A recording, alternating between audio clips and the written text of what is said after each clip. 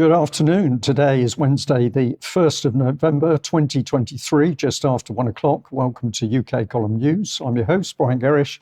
Delighted to be joined by Alex Thomson from the Netherlands, bringing us Eastern approaches. We've also got Debi Evans, our nursing correspondent, with us. Plus, we have a guest today. Now, I'd just like to say the weather's a little bit blustery in UK, so we've got a little bit of a grey background. I'm just commenting for our New Zealand audience, but for you, especially if you're watching from New Zealand, I've put on a bright tie. Well, Debi, let's bring you in straight away, and we should all relax because we can trust the government, and the government is going to trust AI, and AI is going to look after us. Good afternoon. Yes, that's very true. And, today I'm going to be asking some questions, and I recommend that we all ask these questions because we know we've got regulators, but we know that regulators don't regulate for a start. But nobody can even determine the definition of artificial intelligence yet. So if we can't even define it, we can't regulate it. So basically, it's a free-for-all. So this week, Rishi Sunak is hosting the Bletchley Park UK AI Safety Summit, and you can see there who is attending. We've got James Cleverly, we've got Michelle Donnellan, so plenty of ministers attending. But if we just cast our minds back to Rishi Sunak's speech of only last week, we can see that he very proudly announces that he's been to Moorfields Hospital, and now that they can tell through the eye, they can predict blindness, heart attacks, or even Parkinson's disease. So this isn't just about facial recognition. This is using the eye for many more areas. But it also brings, as he puts it, dangers and fears. So let's see what dangers and fears Rishi Sunak actually highlighted, because he said that the UK intelligence community had issued a stark warning. And those warnings I've highlighted in red. So you might want to freeze the screen for some of them. But basically, they're saying that if we get it wrong, AI is going to make it easier to build chemical and biological weapons. It's going to make it easier for terrorists to use AI to spread fear and destruction. Criminals could exploit AI for cyber attacks, disinformation, or even child sexual abuse. And it says that humanity could lose control of AI completely. It's a super intelligence. And although he doesn't wish to be an alarmist, he's clearly putting out all these warnings, and he's invited China to attend the summit. So that's created quite a bit of division within our political establishment. But who else is going to the summit? And we can see that Elon Musk has been invited. And I think Rishi Sunak's very, very pleased that he's managed to book Elon Musk for this. But let's see who isn't coming to the summit. So Joe Biden apparently is trying to beat Rishi to it. He wants to talk about AI safety, and he wants to talk about AI surveillance. But he's going to send Kamala Harris anyway.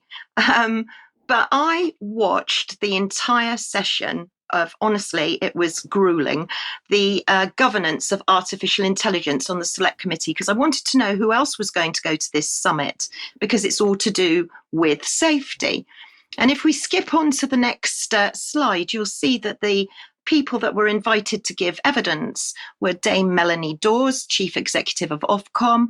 We've got Will Hayter, Digital Markets Unit, Competitions Market Authority, John Edwards, the Information Commissioner Officer, Kate Jones, Digital Regulation Cooperation Forum. So we've got 4 regulators giving evidence at the talking about safety and regulation of AI. So when they were asked in the inquiry, were they going to be attending the summit?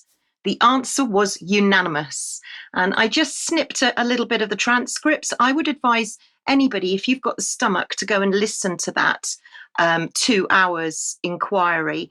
It talks a lot about the online safety bill, a lot of what Mike Robinson's been talking about. And there is a transcript available for it if you need it. So they're not going to go. They're not going to go to the summit. clearly there's no regulation. But how can we see AI play out in our everyday lives? So I went to the Department of Health and Social Care and I looked up to see what they were doing with AI, and they seem to be wanting to speed up lung cancer diagnoses. So 21 million is being allocated to 64 trusts. Is your trust included? Here is a couple of screenshots just to show you the trusts that are included. Now, freeze the screen and you can see whether yours is included. And there's a next screenshot as well of a few more trusts that are involved in this. And also you'll see mention of the MHRA, and they're going to be in a partnership with governments and regulators, and they're going to be involved in the whole advancement of AI to make sure that we get things first. But do we trust it? Do we trust AI? What are they actually doing with it other than cancer care? So I went to the Innovation in Health and Social Care report, to their media fact sheet, and I'm just using that slide to navigate you to go to look. Because if you go further into that, you can see that they bring out a blog, and on their blog, they're showing where they're spending this £21 million. So how are they using it? It's not just cancer. Let's look at a few of the applications that they're using it for today. So this is Brainomics, which analyzes brain scans of people who have had strokes. So this is all about prediction. This is all about the interpretation of scans. However, are they the right interpretations? There's also one called Carrie, which is heart AI, heart scanning. Now, this is going to be giving a risk of, are you likely to have a heart attack within the next 8 years? Well, are you going to trust AI to tell you that?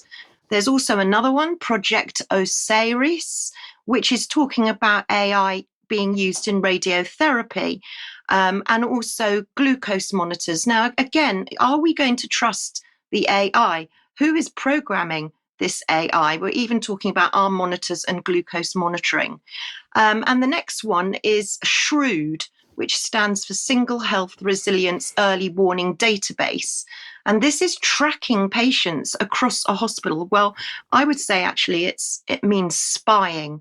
And it doesn't stop there, because AI, and this next paper was back in 2018, but this is asking how AI can improve end-of-life care. And there's this paper and there's a following paper that people can go look at, because it looks as though we could be looking into, are we over-treating people? And there was a recent study from the Karolinska Institute in Sweden, and I haven't put a screenshot of that up, but I'd advise anybody to go and look at it. Are we over-treating people? How do we get sick? When do we get sick? How badly sick do we get? How bad does it get before AI predicts our end-of-life care path? A lot of questions there, a lot of debate. Be very interested in everybody's views and thoughts. Debbie, thank you very much for that huge number of questions. And I feel that the acronyms that they're using particularly creepy. I don't get a sense that this is about people using real human skills to help their fellow human being. There's something much darker on the move. Now, of course, we've seen terrible things happening with people in the care system as it exists, never mind that we get AI coming in. Let's bring our guest on, Jacqui Deevoy. Welcome to the UK Column News, Jacqui. And you're going to tell us a bit about your work and what you're seeing as the huge risks to people in the system. Yes, good afternoon, and thank you for inviting me on the show. My name is Jacqui Deevoy, and I've worked as a freelance journalist for over 30 years now. In the last 3 years, I've been investigating euthanasia in care homes and hospitals. Now, I know that's quite a difficult thing for a lot of people to get their head around, that it's actually happening, but it is. So it's all began when a man came to me 3 years ago to tell me that his relative had been killed in an NHS facility. And so he had a huge pile of incontrovertible evidence at the time, which I went through with him. And it was pretty obvious that that is exactly what happened. His loved one had been actually killed, drugged to death in an NHS facility. Now, at that time, my own dad was in a care home. And I just found out that he'd had a DNR put on his file. That's a do not resuscitate order, which at the time were being put on, there were blanket DNRs going on. They were being put on people in care homes, people being admitted into hospital who are over 60. I spoke to several whistleblower doctors at the time about this. They're even being put on people who are disabled, mentally and physically disabled, even on children with autism and people with mental health issues. So it's pretty shocking. And I couldn't really work out why this was going on at the time. This was very early on in 2020. So I wrote a few articles and did some interviews on the subject, and other people started contacting me with similar stories. So once I'd spoken to about 20 people who told me that their loved ones had been euthanized, mainly in care homes and hospitals, I contacted the national newspapers, thinking that they would be very interested in this story. I arranged meetings with two of them, the news editor on the Daily Mail and the medical editor on Mail on Sunday. We had face-to-face meetings. I brought the man along with me, the man who came to me originally, with his huge file of evidence. And the editors were, at first they didn't really believe it, but by the end of the separate meetings, their jaws were on the floor. I always say that because they could see that it had happened and that it was happening. And so both of them separately said, well, this is headline news. It should be on the front pages of all the newspapers. This is shocking. It's the story of the century. And off they went with the copies of all the evidence that we had at that point in time. And but over the next few weeks, going into a couple of months, they just gradually stopped communicating with me. They went very, very quiet. In fact, one hasn't answered any of my emails since August 2021. So I kept trying to get the story out there. No one was interested. I was then approached by Iconic Films, who suggested making the story into a documentary. So we did that. I showed that to the mainstream editors as well, still not interested. In fact, after the premiere, a BBC reporter reported it as a conspiracy movie. There was a brilliant researcher called Wayne Smith, who I'd been talking to for some time, who'd been investigating the death of his father back in 2013 when he was killed by a district nurse, I believe. Someone came to the home and injected him with midazolam and morphine, and he died on the spot. So Wayne had been investigating this, and he was due to appear in the film with some other people. But about a week before our initial meeting, he was found dead at home, which was really shocking. The police sneeringly told me on the phone that he died of COVID, and I asked them why the tone of voice, and they said because he was one of those people that didn't believe in COVID, and then he died of COVID. They were like kind of joking about it. It was horrendous. Myself and a doctor friend, Dr. Mark Jones, contacted the coroner at the time to try and find out what happened, and they said he'd been tested posthumously with a PCR test and had been listed as having COVID because the test came out positive. So in the film, I have 6 people telling the most horrifying stories of how their loved ones were involuntarily euthanized in care homes and hospitals. And I also talked to Dr. Patrick Pulicino, who some people may be familiar with. He's a retired priest. He's a retired neurologist and a Catholic priest. He's been speaking out against these awful end-of-life practices for over a decade. And he says the drugs that are used in end-of-life pathways, usually a benzodiazepine called midazolam and an opioid, usually morphine, should never be used concomitantly. So they shouldn't be used together. And when they are used together, especially when they're administered continuously via a syringe driver, which is like a pump, that it almost always results in death. Also in the film, I talk about the new NICE guideline, NG163, which was brought in April 2020.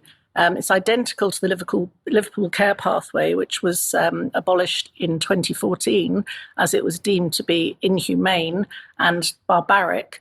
And this new protocol, this new guideline, was used to treat people presenting with respiratory illness using high doses of these drugs, midazolam and morphine. And this invariably led to the deaths of the people receiving them. Over the last 3 years, I've heard many stories of people who hadn't been tested for COVID and hadn't been diagnosed with it, hadn't had any positive results, yet they were still given huge doses of these drugs, and they died because of it. And these people were not terminally ill. And I know you mentioned earlier that the elderly, they weren't always elderly. So yeah, back in 2020, the then Health Secretary, Matt Hancock, had consulted a panel of 2 professors and 9 doctors about this new guideline, NG 163.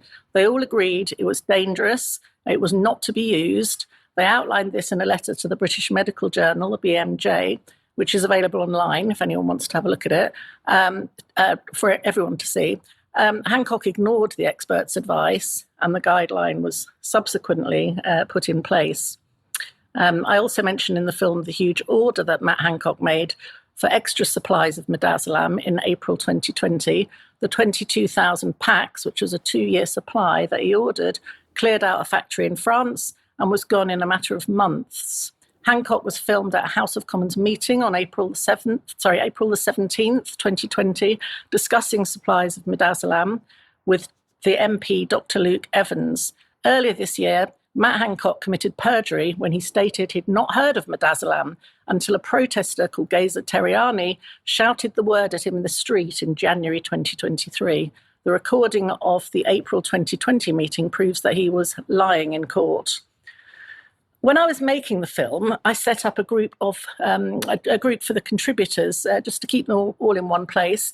And that group has now become a support group. We have 99 members as of today, all of whom are relatives of people who were involuntarily euthanized in UK care homes and hospitals. Since 2021, I've continued to research this. My dad died at the hands of paramedics that year, 2021 in September, after a fatal reaction to something he was injected with, but that's another story. I don't have all the evidence on that yet. So I've not been focused on that. I've just been focusing on trying to help the people who do have the evidence. And people have continued to come to me with their stories, each one more sickening than the other. They've lost mothers, fathers, husbands, wives, uncles, aunts, cousins, siblings, children, and in one case, a grandchild.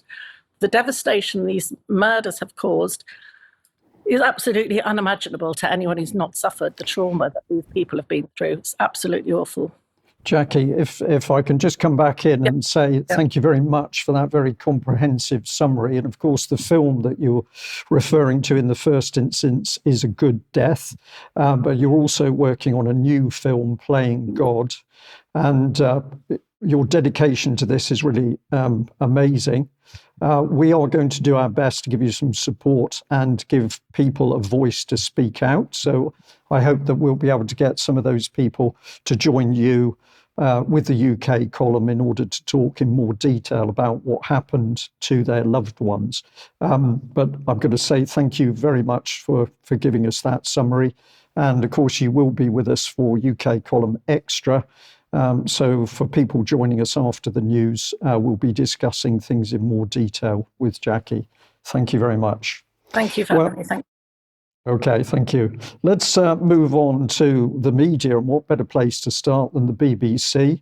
And I want to highlight here reporting to do with Israel and Gaza. Let's bring it on screen. And we're going to do this quite quickly, but I'm encouraging people to really look and watch and think about the BBC and how it reports. The first thing at the top we've been mentioning for a while is the relative positions of things. So Israel and the Gaza war, number 2 now. They've moved up to top billing. Cost of living. And then we're at the war in Ukraine. So the war in Ukraine dropping to the background. But as I looked at the BBC page, climate was given a mention, of course, what I was interested in was this one, BBC Verify attacks. BBC verifies attacks in areas of safety in South Gaza. And the BBC analysed 4 strikes. Now, I went to look at this because I was particularly interested to see what they did. This is another part of the main part of the BBC webpage, and I couldn't help but notice how they do it. So we've got a picture of a huge bomb crater, but there's nothing about deaths in the headline. It's strike leaves massive crater, whereas the small text says, well, at least 50 people died. So the BBC manipulating people who are looking at its material. But here's the BBC Verify segment, and I'm going to say, because I've only got a short time to do this, encourage people to go and read it for yourself, because it's very important that we know exactly what the BBC said. But the point of what the BBC was doing, as you can read if you freeze the screen, is that they were checking what had happened in cases where there'd been Israeli bombings and people had died, because they felt that there were cases where people had moved to safe areas on the instructions of the Israeli, but subsequently those areas were bombed and people died. These are the 4 areas and 4 circumstances that the BBC decided to look at. And if you go into each of these, you'll find that the BBC team clearly have concerns that people were advised, often through social media, although we know that at one stage the Israelis had shut down social media, people were advised to move south in Gaza or move from one area to another area. They had just done so when there was an attack, when bombs fell in those new areas, and that resulted in casualties. Now, basically, this is just one of them, Khan Yunis, on the 10th of October, and Israeli fighter jets struck here. But the point that the BBC makes, and I'll do it quickly by showing you this image, is that on the left-hand picture, with a map of city areas, there's an arrow showing the direction that people were invited to move to safety, taking them to a more central position. And no sooner had they done so than there was a massive strike which caused huge casualties, as we can see in the right-hand figure. And the BBC went through the remaining 3 examples with similar sorts of analysis. And I think it's very important we recognise that the BBC is starting to do this. Here is the IDF response. And if we just highlight it a bit, it said that it cannot provide any further information regarding these specific locations. It had called on civilians in Gaza to move south for their safety, but will continue striking terrorist targets in all parts of Gaza. It added, in accordance with international law, the IDF takes precautionary measures in order to avoid damage to the civilian population. These measures include warnings before strikes in cases where it's possible to do so. So that was the response from the Israelis. Let's just have a look at this little film clip here where there's comment about bombing by one of the IDF spokespeople. We were focused again on our target, a senior commander, Wolf, and we'll be updating you with more data as the hour moves ahead. But even if that Hamas commander was there amidst all those Palestinian refugees who are in that Jabalia refugee camp, Israel still went ahead and dropped a bomb there, attempting to kill this Hamas commander, knowing that a lot of innocent civilians, men, women, and children, presumably would be killed. Is that what I'm hearing? That's not what you're hearing, Wolf. We're focused on this commander, again, who you'll get more data who this man was. Killed many Israelis. We're doing everything we can. It's a very complicated battle space. There could be infrastructure there. There could be tunnels there. We're still looking into it, and we'll give you more data as the hour moves ahead. But you know that there are a lot of refugees, a lot of innocent civilians, men, women, and children in that refugee camp as well, right? This is the tragedy of war, Wolf. I mean, as you know, we've been saying for days, move south. Civilians that are not involved with Hamas, please move south. About the civilians there, we're doing everything we can to minimize. I'll say it again. Sadly, they are hiding themselves within civilian population. So there we are. The advice is please move south, but even the BBC has had to admit that when people have done that previously, they've then been attacked and bombed. Alex, let's welcome you to UK Column. Great to have you back with us. Now, you've got a little bit of film footage here of somebody who's been interrogated by the Israelis, and they're speaking out. What have you got to tell us? I've decided to go only for a still, Brian, because I thought that if I were to pick out a section of video, it would perhaps give an incomplete and therefore misleading impression of what is in the video clips. So before we bring it on screen to tell people what has been going on, Shin Bet is the Israeli Domestic Security Service, the equivalent of the FBI or MI5, although it has rather more powers than either of those. And Shin Bet has been bearing the brunt of the blame within Israel itself, as far as I am understanding it, although I'm not a specialist in that region, but I'm reading this widely, for having failed to foresee and forestall what was going on in Gaza in the lead up to the 7th of October attacks. Now Shin Bet has come up with a video of about 12 minutes, we'll bring that on screen now, which consists of spliced together interviews of perhaps 5 detainees, all wearing these dark brown detainee sweatshirts, I would call them. They're certainly not jumpsuits. I want to use accurate language. And they are all being interviewed according to the on-screen time and date stamps. It would be a week after the attack, so mid-October, but it's just been released now. The upload I'm sharing here is a re-upload by Jonathan Sacerdoti, and that will be in the show notes. The first surprise is they're all being interviewed in office settings. There is a difference between them all, Brian. Some are in a more comfortable furnished setting like this and are not handcuffed. Others are handcuffed. 1 or 2 have deeply blooded white T-shirt sides. You could say, if you were cynical, that's because Shin Bet wants to show off that they're fresh captives. I don't know. It could indicate they've been in no clothes for longer. Some are handcuffed, as I say, some are not.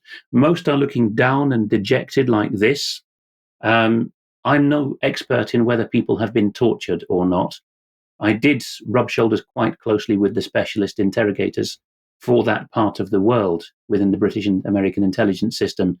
15, 20 years ago, they were considering making me one of their own.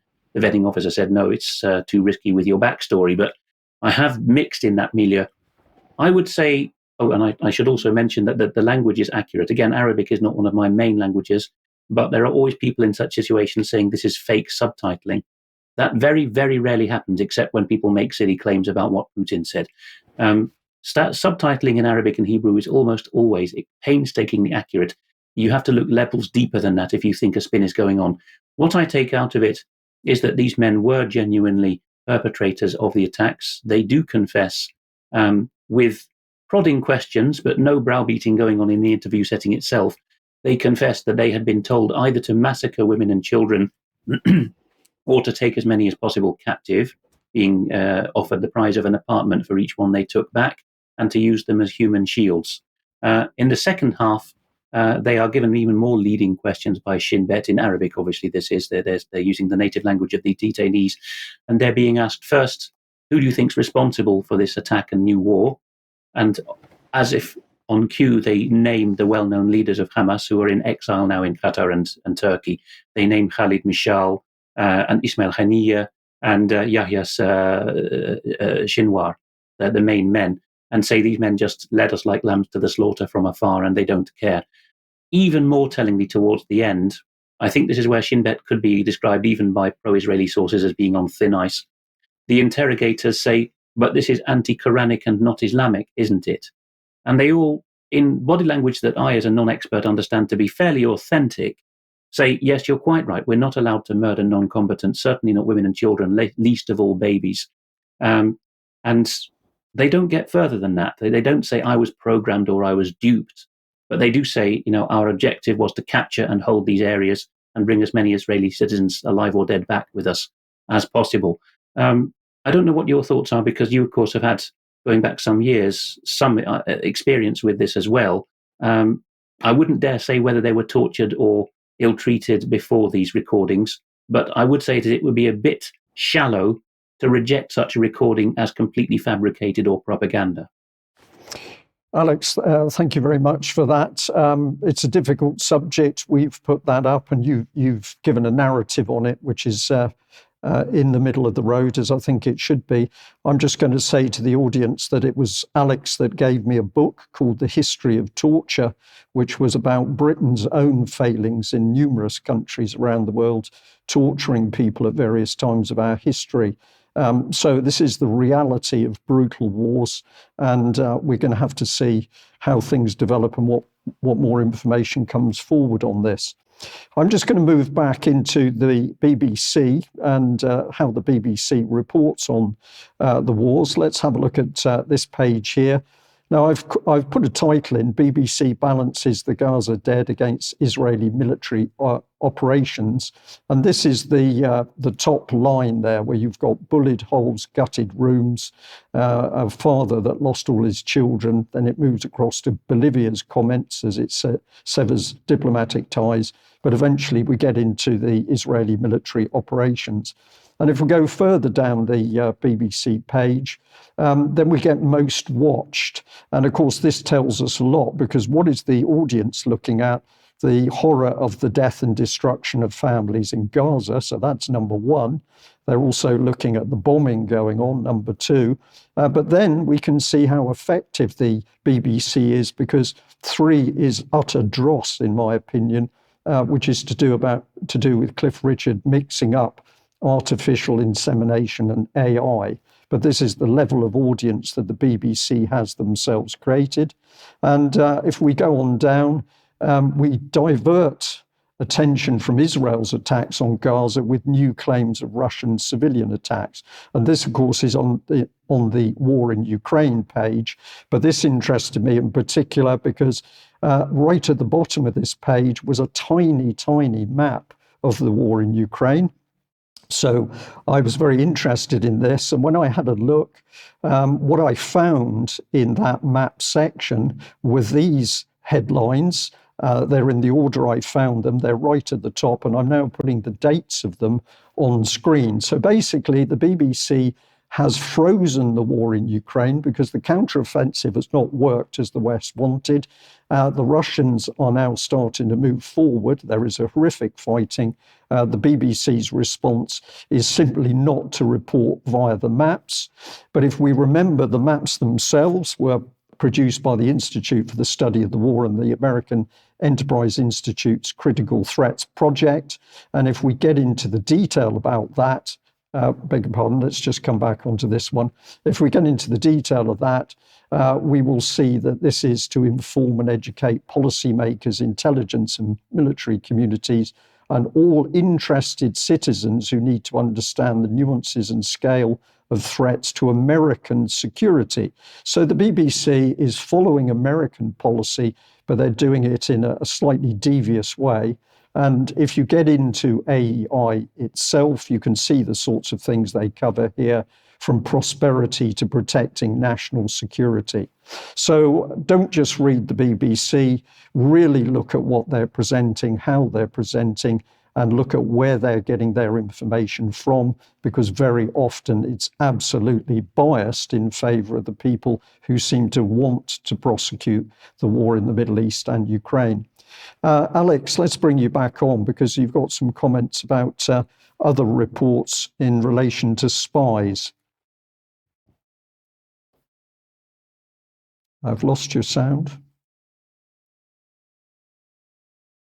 Beg your pardon. This is something that I never thought we would see, Brian.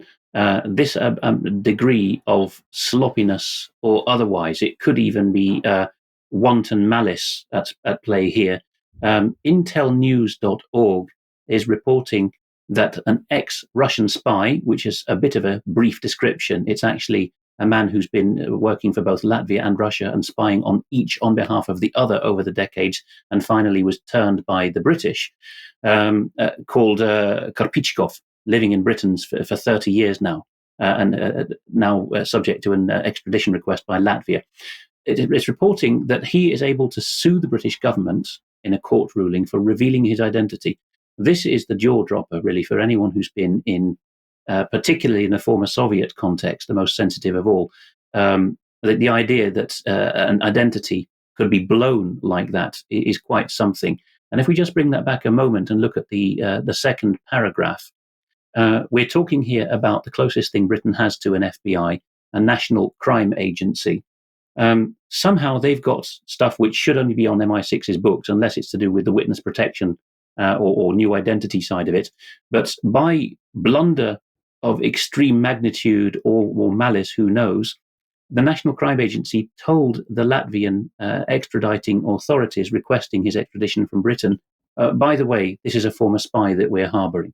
This breaks the lifelong pledge that MI6 gives. It pledges that it will look after the dependents if a service like Russia does manage to murder you in exile afterwards. I fail to conceive of what has gone on here, but I mention it now not just because of its own staggering nature, but because it seems to be the latest in a series of cases where whether Britain is in or out of the EU is irrelevant. We're still in the European arrest warrant by virtue of the Home Office wanting it specifically. We went back into it under Theresa May, actually, even before Brexit. With that in place, there's a number of cases where counter-terrorism stops of people arriving in Britain and European arrest warrants involving either Britain or continental countries being accused of, surrendering somebody to other countries just because of journalism or for championing a cause like the Palestinians. All of this is being blamed these days on Schengen or the European arrest warrant, and there's no substance to it. And I know I have some good sources that are helping me from time to time on this, and I'm sharpening up my understanding that particularly when Britain seeks to shove the blame on the European arrest warrant, there is a great lack of candour there. There is no provision in the EAW for a pro forma data share. So there was no field that the Latvians submitted to the Home Office or to Britain generally saying, indicate here whether he's a spy. That must have been shared voluntarily and in a free flow text field. The mind boggles, but watch this space because we see a lot more of this mistreatment of people, former spies, very severe case if that's happening, but journalists, activists, those who are anywhere in between. And I don't buy any of the blame being shifted to the European arrest warrant or to the Schengen data system. Okay, Alex, Tangled Web, thank you very much for that. Well, let's move on. And as we always say, if you like what the UK column is doing, then please support us, join us and subscribe because that gives us the financial backing to do what we're doing and to expand, which many of you say you want us to do. You can also assist us by going to the UK column shop. We've got the new MHRA Not Fit for Purpose t-shirts out. And we're also going to say to you, you've got the opportunity of lifetime membership gift vouchers there, which may be an attractive option for Christmas. Share the information. This is very important because this is why we're putting the material out. And I'd also like to say, do visit the website. Many people are still not doing this, but there's some fantastic information. I've had a lot of complimentary emails to my interview with Ben Rubin, where we were talking about the common purpose agenda. And also we've got a really good article, part 5, What Are We Doing to Our Children? The Ceaseless Drive to Sexualize Young Children by Hugh McCarthy. So get on to the website and have a look at those articles and please share. And Debbie, let's just bring you up for 10 seconds on your blog, Windy Weather. Yes, my blog. Yeah, all of those topics. And I'm really focusing on our viewers and our audience. So thank you so much for all of your information. And also Life on the Ground with a Paramedic. There are some amazing people still in the NHS. So thank you to everyone for emailing me. Great. Okay. Now let's move on to your section here, which is back on the subject of health. Yeah, now this is going to be interesting because my post bag has been literally full this week about one topic in particular. But before I go on to it, just want to say thank you to the viewer that wrote to me a physical letter that I have here to say that they haven't got a smartphone. They've never opted in to any of the NHS. They've opted out of everything. They have an old mothballed email address. They've never used any of their contact details for the NHS, and yet they have been bombarded with messages and letters and texts and all sorts and emails from the NHS. So the question is, who is giving your data to the NHS? Could it be your mobile phone provider? That's a question I'll throw out to everybody. But in the meantime, The Economist has brought out an article to say that the world's largest health research study is now underway in the UK. Now, this pilot was last year, and it's going to be looking to recruit 5 million people in order to weigh them, measure them, genotype them, input their data to see who gets sick and why. So let's go to NHS Digital, and you can see how they invite people to join the Future Health Research Programme. And pretty much everybody is eligible. If you're if you're over 18, then you're eligible. And this is where our viewers come in. I'm so valuable and so grateful, because not only do I receive emails, but I do receive letters. And thank you to Dot, who sent me this letter that many people seem to have been receiving. And this is from Future Health. And you can see that it's signed from Ali Raghib and Professor John Bell. We've spoken about Professor John Bell many times. But basically, they're inviting residents to take part in this huge study, talking also of blood tests and analysing your DNA. So it's there right in front of your face. And also thank you so much to Peter and Judy, who sent this to Josie about Future Health. They included the same letter, and they said they didn't know, they hadn't seen it before, and had I seen it and I hadn't. So thank you very much indeed for letting us know. And another email too from Jim to say, have we heard about Future Health? Because he's received a letter from them as well. And not only that, but a £10 voucher to entice him to fill out the questionnaire. So I went to have a look at Future Health. So let's have a look at them. Who are they and what do they do? Well, this is apparently an ambitious collaboration between public, charity and private sectors. No surprise there then. So they apparently prevent, detect, treat disease. Can you see the AI overlap in this? And running it is, as we just spoke about, Dr. Raghib Ali. Now, Dr. Raghib Ali, he might look a bit scary there, or perhaps a bit starey, but he's a clinical epidemiologist, and you've got all of the old names that you're so familiar with by now: UK Biobank, Cambridge, Oxford. He's been awarded an OBE. So all the usual names. But what I was interested in was who's alongside him in his leadership team. And one of these gentlemen is called Michael Warren, and he's the Chief Communication Officer.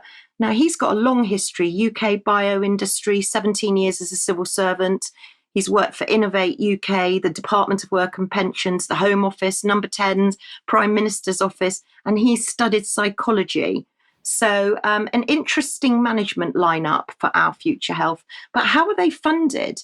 So when I went to look at their funding research, I saw that they'd received 79 million from the UKRI, and they've also received 160 million from leading life science companies. So who are these companies, I ask myself? Well, it didn't take long to find, again, the same old names. And if you just flip to the next slide, I'm sure you'll recognise a few. Here you go. You've got Amgen, AstraZeneca, Biogen. You've got Pfizer down there, Roche, lots of pharmaceutical involvement there. So this is who is wanting to take your data for our Future Health. But who else is involved? On your high street, it comes straight to your high street. And if you haven't received a questionnaire, you may just get asked in Boots if you'd like to fill in the questionnaire there, or fill it in online on behalf of Boots. So it's pretty much everywhere. And we have got a little video if we've got time. If not, maybe you want to show it in extra. But there is a little video on Future Health and what to expect coming through your door sometime soon. Okay, I'm very happy if we have got that to show. I suspect we might not have it. Let's just...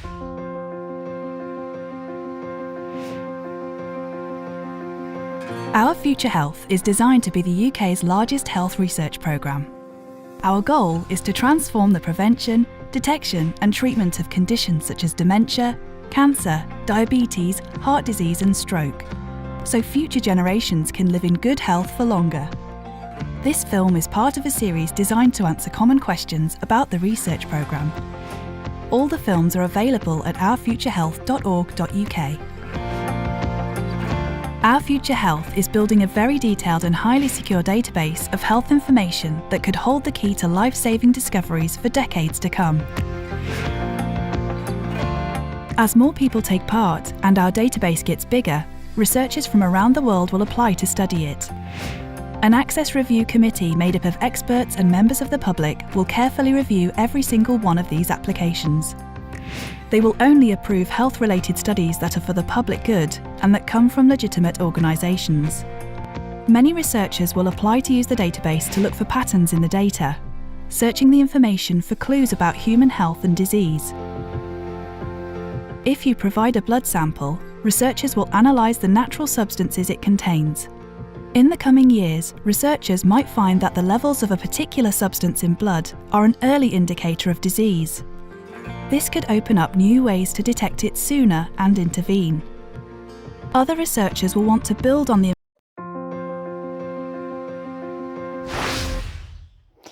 Well, there we are, So Debbie. there you go, researchers from around the world. Where is your data going? And again, my final message would be #JustSayNo. Just say no. Thank you very much. Well, let's go from one video where we should just trust people in one scenario, the NHS and its partnerships.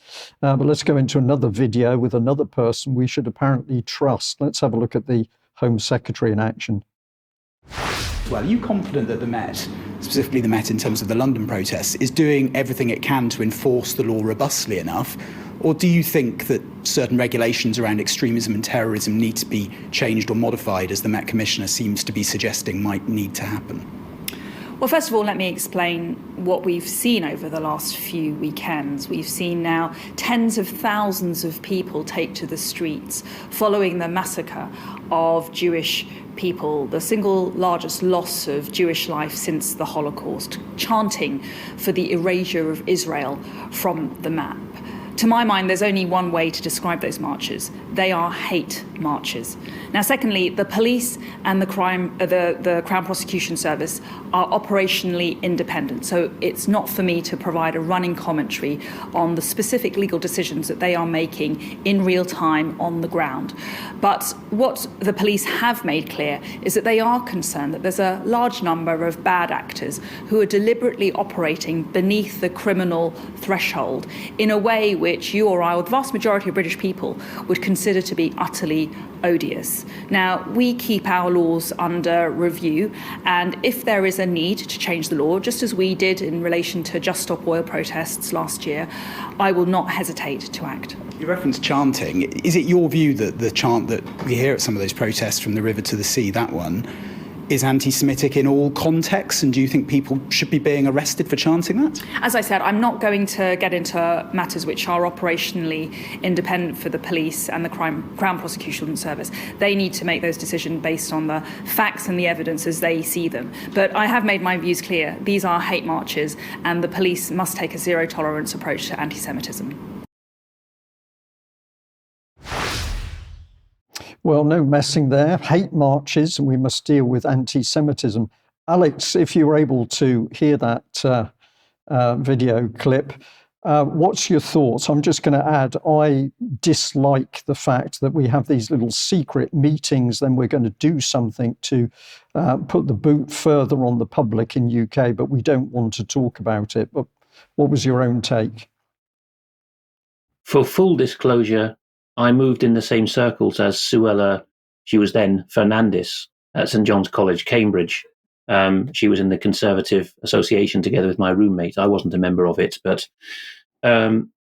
she's well spoken of. And I think that you could say that there's a fear and a kind of imperative driving her to say this. She's well regarded as a legal mind. And she said twice, she's given, for foreign viewers who won't know the constitutional context, she's given the absolutely correct procedure, which is that the chief constables, who at law are magistrates, run the police, run the constabularies in the counties independently, and that the Home Office can only coordinate and guide, the same as the sentencing guidelines for the judiciary. It's a funny British fudge so that we can say we have independent policing and courts. everyone knows they take orders from the Home Secretary in practice. Right? So she's gone through all those motions, but it's not that long ago, is it, Brian, since Mike reported on this programme that the Home Office, the same lady, Suella Braverman, had written to the Chief Constables with the same buzzwords that the interviewer there was coming out with, context. It's a very fashionable thing to say these days. You can make anything seem to be anything else if you say context, provide more context. She's saying in a missive to the Chief Constables, which has gone on before this interview, in some contexts, chanting from the river to the sea or flying a Palestinian flag will be hate. And then she gives the clincher at the end. She says, zero tolerance to anti-Semitism. That's the order again. The Chief Constables will do and will trickle down their forces. That's if they know what they're good for, is what's good for them, will implement the arrest first, ask questions later, as seen with very peaceful protesters at the coronation this summer. There's the same British fudge is going on there. Palestine will be free from the river to the sea. What do you do with such a quote? You can't get inside the people's minds who say it. That's the core issue. And I'm afraid this is just the latest and most contentious example of how the whole Western world, particularly English and Scottish courts, now are saying we determine contexts. And that goes back to the stage of arrest. Never mind what the Public Order Act 1986 or equivalent outside England and Wales says about there must be grounds for an observer of reasonable firmness to take great umbrage and feel very upset. No, that all goes by the board. And in the case of the David Icke hearing with the Dutch courts, they're even more knee-jerk. They say it doesn't matter what you meant by it. It's, we have to protect the people who say boo-hoo easily. And that philosophy's come through to the whole of the West now.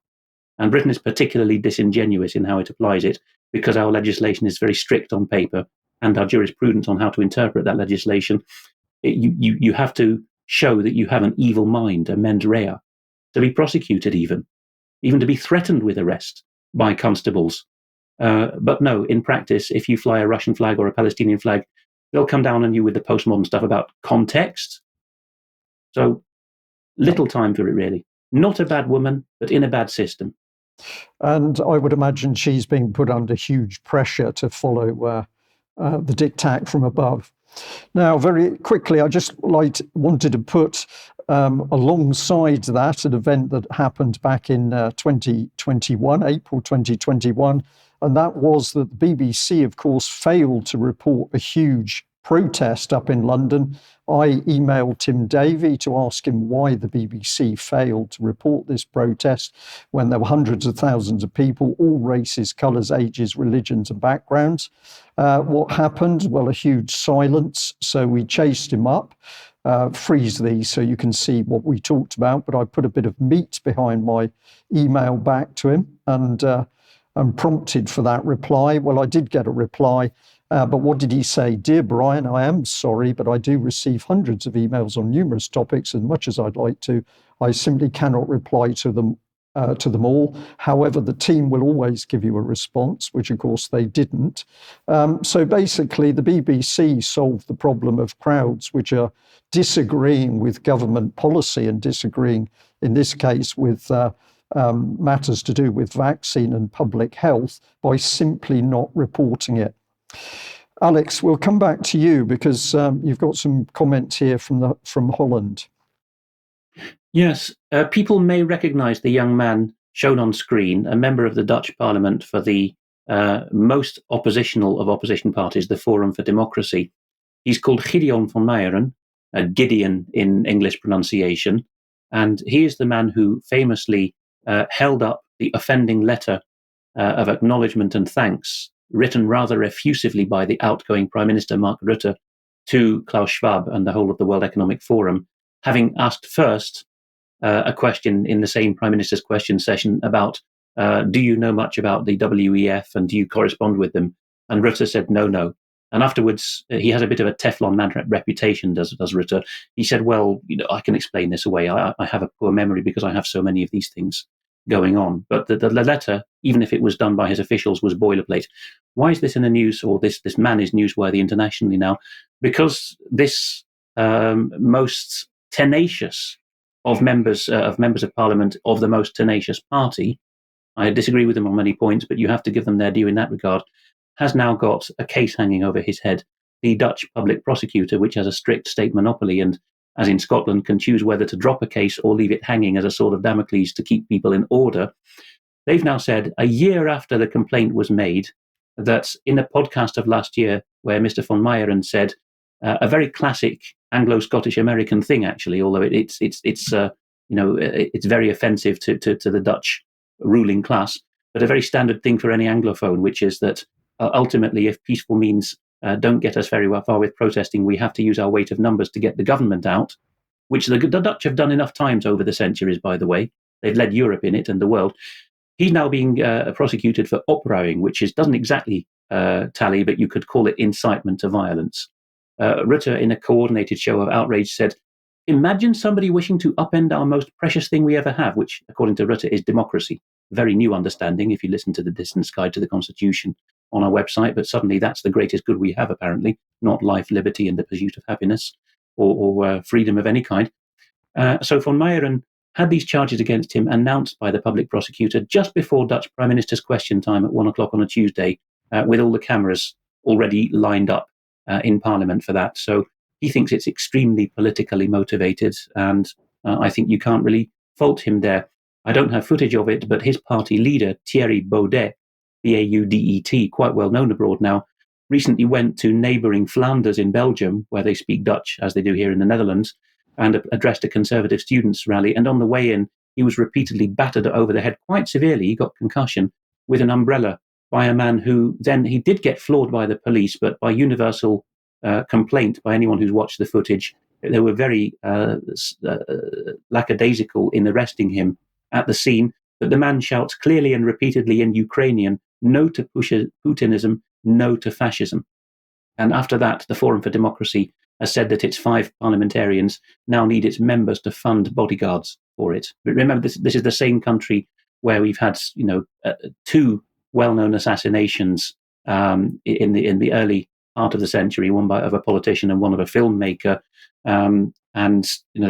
There's been a great to-do over Geert Wilders, another party leader, who's now going to have to be guarded for life, but he does get the protection as long as he's in Parliament. Baudet doesn't even get that, and we're just about to come to general elections again, so not looking good. What else has Rutte been up to on his way out? Well, as far away as the Chinese press, the South China Morning Post, it's been noted that he's doing the Dutch thing of dropping a heavy hint that goes clang, clang on the floor. I would be very interested in being Secretary General of NATO, he says. But the bit that interests the South China Morning Post is that he said, well, we try to make all our defense ministers and secretary generals women these days in Northern and Western Europe. That's how we show how progressive we are. But there you go. But he's putting it out. And Eva Vlaardingerbroek, well known to some viewers because of her British appearances on GB News, comes out with this, which I have to say, the sentiment behind it is broadly shared in the Netherlands, not just by the narrow supporters of the Forum for Democracy or the particularly severe opposition types. She says, Dutch Prime Minister Mark Rutte has announced he's available for the position of Secretary General at NATO. Mind you, this man who ruined our country in less than a decade. He sold our country out to the globalist agenda, flooded it with migrants, ruined our economy, and is the man behind the destruction of our farmers. And I would interpose, this is Alex speaking now, that the 2014 referendum on the EU association agreement between Ukraine and the EU, which was forced by Dutch law, requires that as well. Let's go back and read the rest. He goes on to say, now we know why he let the government fall some months ago, seemingly out of nowhere. And indeed, the government could have fallen in the coalition between the parties on any number of points, but no, it had to be that one. It was all intentional, says Eva Vlaardingerbroek, so that Rutte could secure himself a new job with his globalist friends. Now we know why he rushed the CETA treaty. We covered that at the time. Now we know why the Netherlands, under his rule, provided such an insane amount of financial support to Ukraine compared with other European countries. Now we know why he called the Ukraine-Russian war our war, and why he gave himself billions of our tax money to Ukraine and NATO. He was literally buying himself a new job. And according to the South China Morning Post, he might not even get it because they want a female candidate. Okay, thank you, thank you, Alex. I'm smiling. It's just so obvious, this little circuit of friends and people moved around from one job to the other. We'll do some more tracking of him, hopefully. Debbie, I'm going to pass back to you just to finish off today's news, but the subject's the MHRA. Yeah, thank you, Brian. So the MHRA, you know how much I really look forward to their board meetings, but sometimes they don't put their links to join as quickly as I'd like them to. So I just want to remind everybody that the next MHRA board meeting, in fact, the last one of 2023, will be on Tuesday, the 21st of November. Now, there hasn't been a link to register for it yet. So if anybody does want to join, and just give the MHRA an email and ask them to send you a joining link. But before that, it's MedSafetyWeek between the 6th and 11th of November. And this is where the MHRA are encouraging us all to talk about serious adverse events, to talk about yellow cards. And they make it really easy, because if you just flip to the next slide, they'll tell you where you can download banners, what hashtags to use. So use hashtag MedSafetyWeek, hashtag MHRA yellow card. And I would suggest to all of our wonderful audience, we've all got a lot to say about yellow cards and patient safety and adverse reactions. So now's your chance. Brilliant. Debbie, thank you very much for that. Alex, thank you for your excellent contribution. Well, we've ended on the subject of the MHRA, so I have to say, get into the UK Columns shop and treat yourself to a June Rain t-shirt, because it makes a statement and it helps us, and that allows us to do more reporting on these terribly serious issues of pharmaceutical products, the lack of regulation and damage that is being done to people not only in UK but worldwide. We must leave it there. Thank you very much for joining us. Still got that stormy cloud in the backdrop here for UK, but that's life in November in Plymouth. But that's today's news. We will be back for extra time in a few minutes. If you're a subscriber, join us then. Otherwise, we'll see you on Friday. Bye-bye.